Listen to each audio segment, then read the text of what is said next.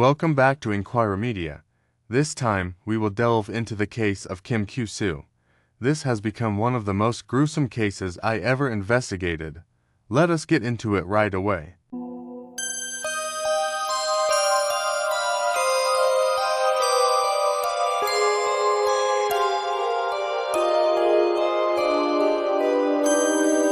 In the autumn and winter of 2001, two young South Korean students, Jin Hyo and Jung Hyo, were brutally murdered in London, their deaths marking one of the most chilling cases of the early 21st century.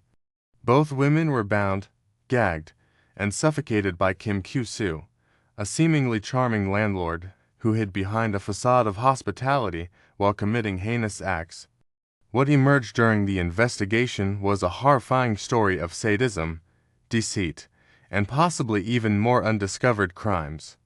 Background of the victims: Jin Hyo was a 21-year-old student who had been studying in France. She had traveled to London for a short sightseeing trip in late October 2001. Described as small and petite, standing just 4 feet 11 inches tall, Jin was adventurous and enjoyed exploring new places. Her life took a tragic turn when she rented a room from Kim Kyu-soo, who offered accommodation to foreign students and tourists. Jin was last seen alive on October 25, 2001. Her body was later found in a suitcase, dumped in a remote country lane in Askham Richard, North Yorkshire. In November 2001, the suitcase was only discovered when a passerby noticed fluids leaking from it, and upon closer inspection, police found Jin's decomposing body crammed into a fetal position.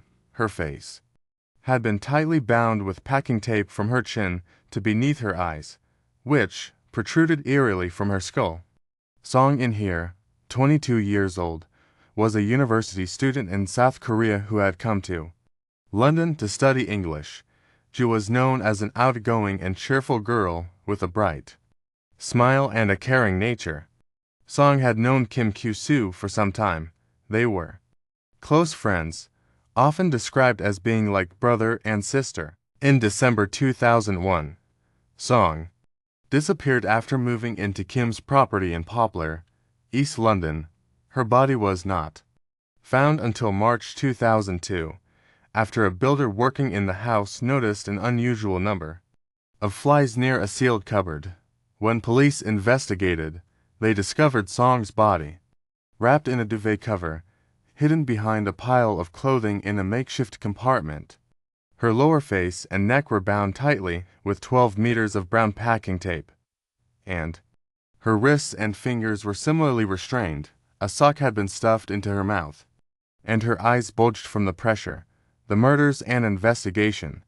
The discovery of Jin Hyo's body in November 2001 was the first indication of the horrifying events that had unfolded. Jin's body had been left in such a state of undress that investigators quickly ruled out any possibility of consent to the binding and gagging that led to her death. The manner in which she was found suffocated with her face wrapped in tape was so unusual that even experienced pathologists had never encountered such a method. It was only through a professional presentation in the United States that the lead pathologist, Professor Christopher Milroy, had seen something similar.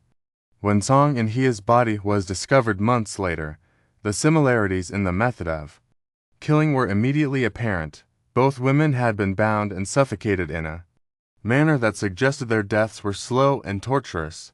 Jonathan Laidlaw, the prosecutor in Kim's trial, suggested to the jury that there might have been a sadistic motive behind the killings, while Kim appeared to be motivated by financial gain using the women's bank cards to empty their accounts. There was also evidence that pointed to a more sinister pleasure in the slow, deliberate form of killing. Pornographic material was found on Kim's laptop, raising the possibility that he derived perverse satisfaction from his victim's suffering.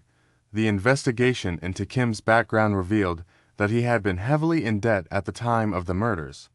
He had come to Britain in 2002 to study English and had quickly set up a business renting rooms to students and tourists, using properties in Poplar, East London, and Eagle Street, Central London. However, the business was struggling, and Kim appeared desperate to maintain a facade of success.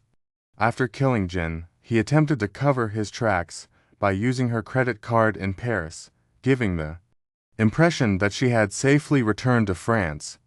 With Song, he continued to interact with her friends and family, reassuring them that she was away on a hotel management course, all the while knowing that her body lay decomposing in his house. The trial and aftermath. Kim Kyu-soo's trial at the Old Bailey began in April 2012, and it quickly became clear that the case was more complex than initially thought.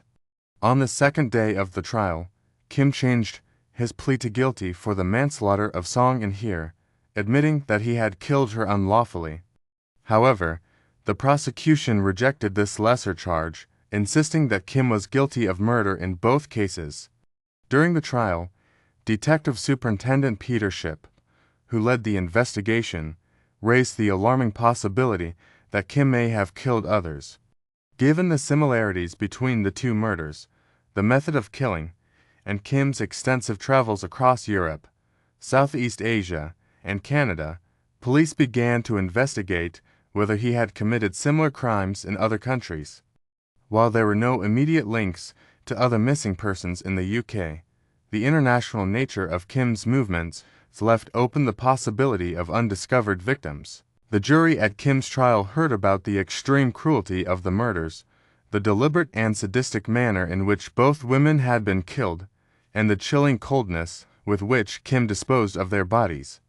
Jonathan Laidlaw described to the court the horrifying final moments of Jin and Song, bound and alone, struggling for breath as their lives were slowly taken from them. The jury was left to grapple with the disturbing question of whether the killings were purely for financial gain, or if a darker, sadistic desire had driven Kim. Kim's case shocked the public and sent ripples of fear throughout the international student community in London. The thought that a seemingly charming and friendly landlord could be capable of such brutality was almost too much to comprehend. The trial also served as a stark reminder of the dangers lurking behind even the most ordinary facades. A chilling legacy. To this day, the full extent of Kim Kyu-soo's crimes may never be known. While he was convicted of the murders of Jin Hyo and Song and Hyo, the possibility that he claimed more victims remains an open question. The case is a haunting reminder of the hidden dangers that can exist in the most unexpected places and the unfathomable cruelty that some individuals are capable of. The tragic deaths of Jin and Song serve as a solemn warning to others, highlighting the importance of vigilance and caution, especially for those living far from home.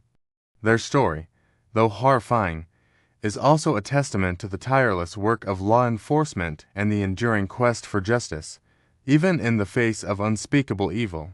We hope this episode serves as a powerful reminder that danger can surface when least expected, making it essential to stay vigilant. If you or someone you know finds themselves in a potentially dangerous situation, we urge you to seek help from the nearest assistance center.